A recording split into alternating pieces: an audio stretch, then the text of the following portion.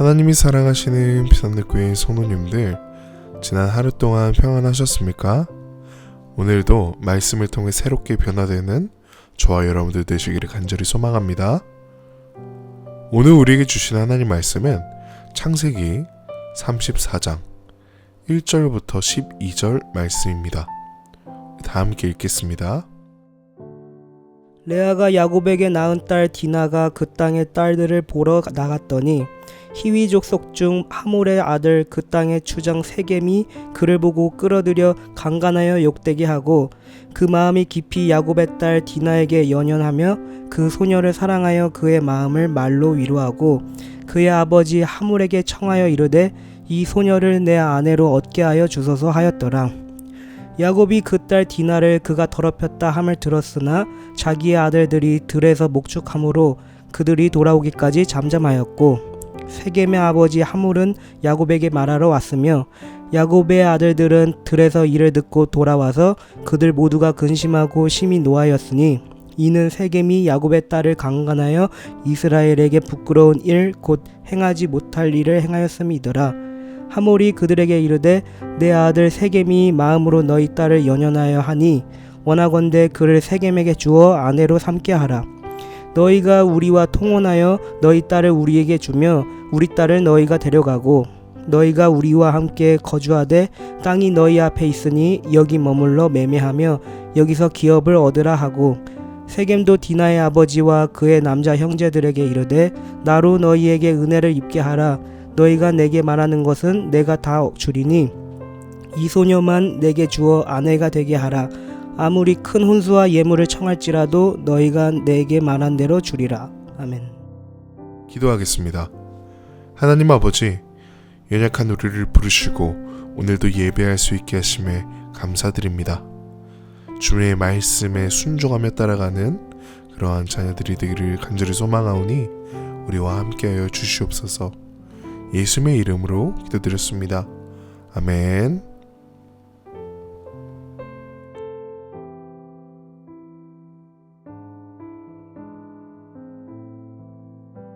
오늘 본문에서 디나는 1절에서 세겜 땅의 딸들을 보러 나갑니다. 이는 단순히 놀러 간다는 것이 의미하지 않습니다. 고대 이스라엘 사회에서는 여성의 외출이 조심스럽게 진행되었습니다. 그럼에도 디나가 세겜으로 가서 그 여자들을 보러 간 것은 이방 문화와 교류하고자 갔다는 것을 내포합니다. 이는 이후에 있을 위협과 직결됩니다. 바로 다음 2절에서 그는 그 땅의 추장 세겜이 그를 강간했다고 나옵니다. 디나뿐만 아니라 야곱의 가문도 욕되게 만들었던 것이죠. 정치적으로 살펴봅시다. 야곱의 가문은 가나안 땅에서 이방인 부족입니다. 아브라함 때부터 차별을 받아왔습니다. 그런 야곱의 가문의 딸을 가나안의 유력한 가문이자 그 땅의 추장인 세겜이 겁탈했습니다. 야곱은 어떻게 반응해야 했을까요? 그의 주위엔 아들들도 없었습니다. 혼자였습니다. 그는 침묵했습니다. 불의에 반응하지 않았습니다. 과거에도 야곱의 모습은 소극적이었습니다. 야곱은 이전에도 수차례 하나님의 은혜를 경험했습니다. 형 에서의 분노를 피해서 도망할 때도 하나님은 베델에서 사닥다리를 통해 그의 언약을 확인해 주셨습니다.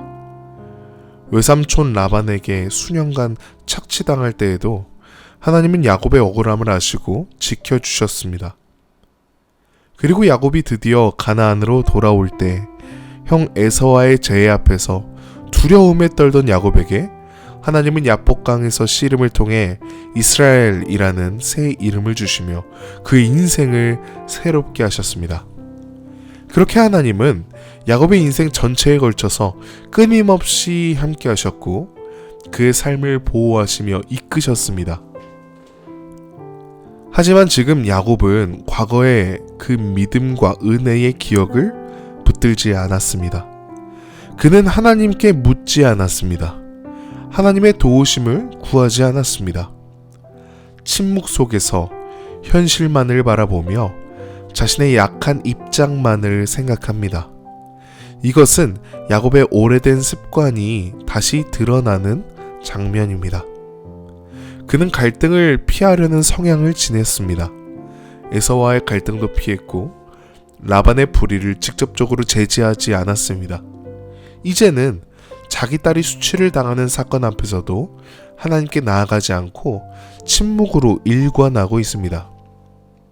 야곱은 현실의 위협 속에서 하나님의 신실하심을 기억하지 못했고 하나님께 무릎 꿇지 않았으며 오히려 침묵으로 하나님을 외면했습니다. 이 침묵은 말하지 않았다는 의미를 넘어서 믿음을 보이지 않았다는 말과 같습니다. 그는 하나님의 백성답지 않게 행동했고 하나님의 의를 신뢰하지 않았습니다. 우리는 죄인입니다. 그러나 하나님이 우리를 의롭다고 말씀해 주셔서 우린 의로워질 수 있습니다. 그러나 여전히 죄를 저지르는 우리는 크신 하나님의 사랑과 은혜를 잊어버릴 때가 많습니다. 야곱도 마찬가지죠. 신실하신 하나님을 기억하지 못하고 현실의 위험에 매몰되어 다른 것을 볼 여력이 없었습니다. 참 안타까운 모습이죠. 우리는 어떤가요? 어려움이 닥쳐올 때 또는 기쁜 일이 우리에게 일어났을 때 그것만을 바라보는 것이 아니라 한 걸음 멈춰서 하나님을 바라보아야 합니다. 당장의 눈앞에 놓여진 상황은 우리의 눈을 가릴 수가 있습니다. 오늘의 야곱처럼 말입니다. 우리는 상황과 환경 앞에서 한 걸음 멈춰 하나님을 바라보는 저와 여러분들 되실 수 있기를 간절히 소망합니다.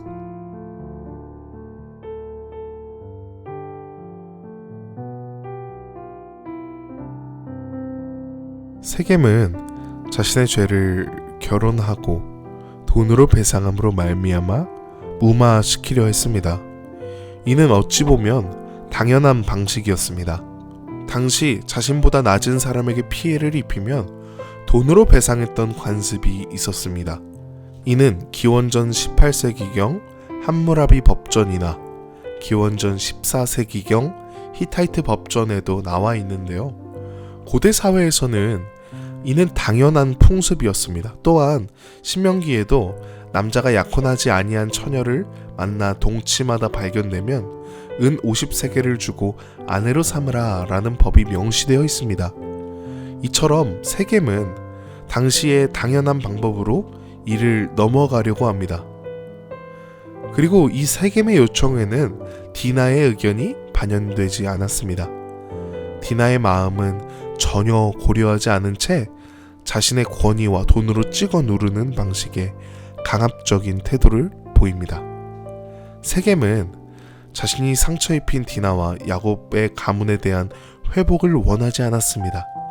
이기적이었고 공감이 없었습니다. 자신의 욕망만을 앞세웠습니다. 이것은 단지 세겜의 모습뿐만 아니라 하나님의 개입 없이 문제를 해결하려는 우리의 보편성을 성경은 보여줍니다. 우리는 야곱의 측문만을 바라봐선 안 됩니다.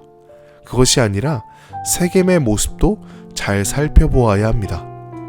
죄와 잘못을 은폐하고 권력이나 힘, 돈으로 덮으려는 시도는 우리 사회에서도 잘 나타납니다. 뉴스만 보아도 알 수 있지 않습니까?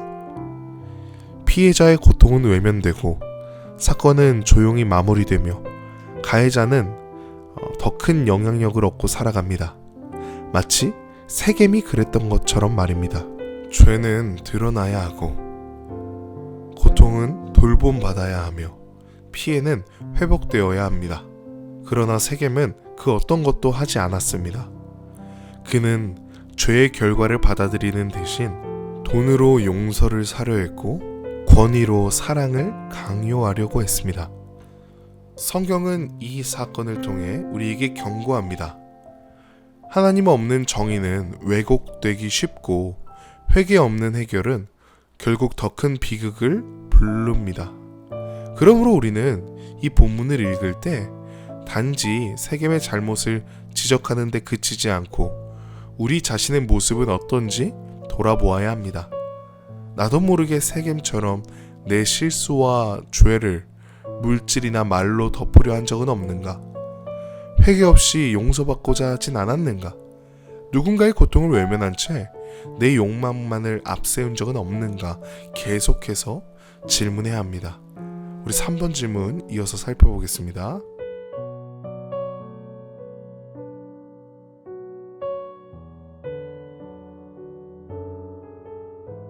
사랑하는 여러분들, 이러한 모습은 어떤 것을 우리에게 보여줍니까?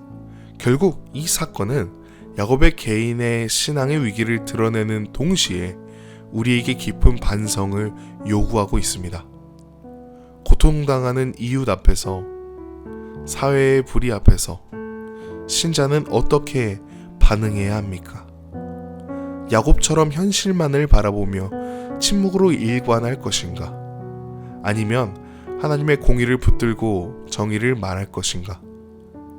하나님의 백성은 침묵해서는 안 될 때 침묵하지 말아야 합니다. 침묵은 때로 지혜로울 수 있지만 고통 앞에서 침묵은 곧 외면이며 불의 앞에서 침묵은 곧 동조가 됩니다. 그러므로 오늘 본문 말씀 앞에서 우리는 깊이 물어야 합니다. 나는 고통 앞에서 침묵하고 있진 않는가? 불의 앞에서 침묵하고 있진 않는가? 혹시 세겜처럼 문제를 돈이나 지위로 덮으려고 하고 있진 않는가? 야곱처럼 책임의 자리에 있으면서도 외면하고 있진 않은가? 피해자의 목소리에 귀를 닫고 하나님의 정의를 부르짖지 못한 채 현실을 바라보며 침묵하고 있진 않은가? 우리는 살펴보아야 합니다. 하나님은 정의로우신 분이십니다. 상한 자의 부르짖음을 들으시는 분이십니다. 그리고 그 하나님의 백성은 이 땅에서 하나님의 음성을 대신 말해야 할 사람들입니다. 침묵하지 말아야 할 때 말할 줄 아는 용기, 고통에 함께 울 줄 아는 마음, 그리고 하나님의 뜻을 따라 반응할 줄 아는 영적인 분별과 믿음의 결단이 오늘 우리에게 필요합니다. 사랑하는 비산노교회 성도님들, 우리 각자의 자리에서 고통받는 이들을 외면하지 맙시다. 눈앞의 현실만을 바라보지 말고 하나님의 시선으로 세상을 바라보며 침묵이 아닌 기도와 동행으로 하나님의 공의를 드러내는 사람들이 됩시다. 야곱처럼 침묵하는 신자가 아니라 예수님처럼 고통에 함께하고 세상 앞에 하나님의 뜻을 선포하는 제자로 살아갈 수 있기를 간절히 소망합니다. 그것이 오늘 설교의 제목처럼 그리스도인의 자세인 줄 믿습니다. 기도하겠습니다. 온 만물을 지으신 하나님 경배합니다. 주님 홀로 영광 받으소서. 찬양받기 합당하신 하나님, 새벽 기도회를 허락하심에 감사드리고 오늘의 하루를 허락하심에 감사드립니다. 우리가 침묵하지 않기를 소망합니다.